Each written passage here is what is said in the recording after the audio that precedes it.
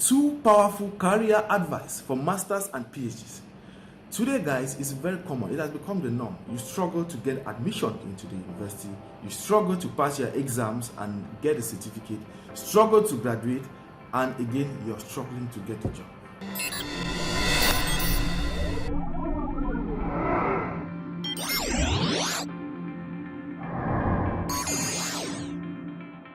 Good morning all, or whatsoever time that you're watching this video.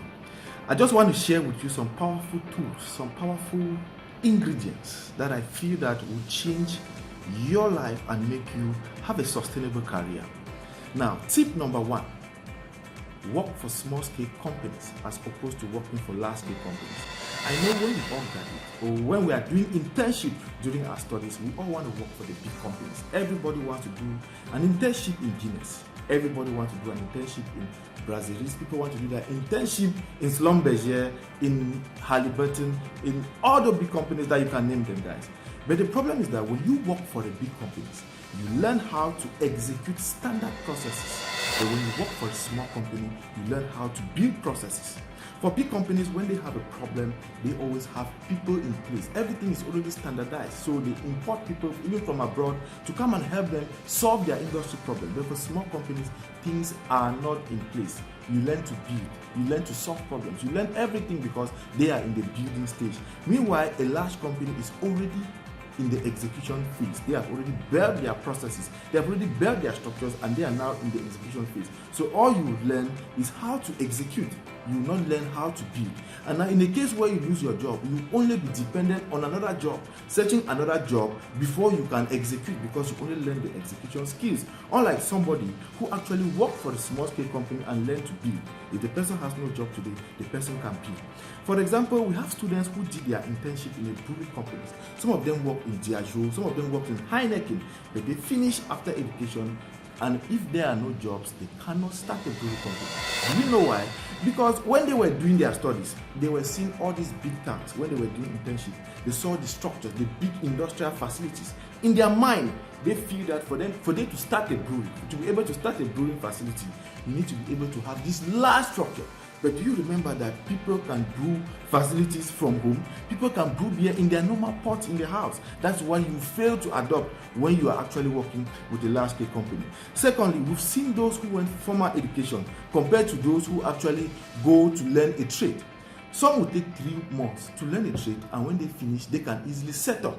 Meanwhile, when you go and do even up to a master's studies in engineering, for example, you cannot finish and start a trade. You see, for example, mechanics, when they finish learning the trade, they can be able to open their own garage. You see, for example, those who are learning how to do go to these culinary schools. When they finish, they are able to start the catering service. But when you finish from formal education, you are paralyzed. This is because you were doing your internship in large companies. School was teaching you large minds. It was teaching you how to think big. But this is not what you actually need. So you must be able to work for small scale companies so that you are able to learn the processes. Go to a small company. Normally in a big company, it is good to learn processing. You are a part of a big machine. But when you go to a small company, you learn the passion, you learn the dreams. You learn how to do a lot of things at one time. Now, the second aspect that I want to talk about is mentorship. Try to get a mentor instead of trying to figure it out yourself. Now, what do I mean by trying to get a mentor? There are 2 advantages if you get a mentor. This is number 1, the power of leverage. When you have a mentor, you are able to leverage on the mentor's network. For example, I have students that I've trained on my career path.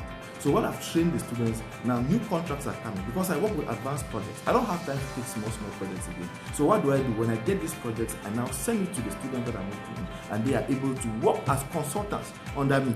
So the problem is that when you want to figure it out yourself, you don't have this network. And you remember, I always say your network is your net worth. Now, the second reason why a mentor is also very important is that you don't repeat mistakes.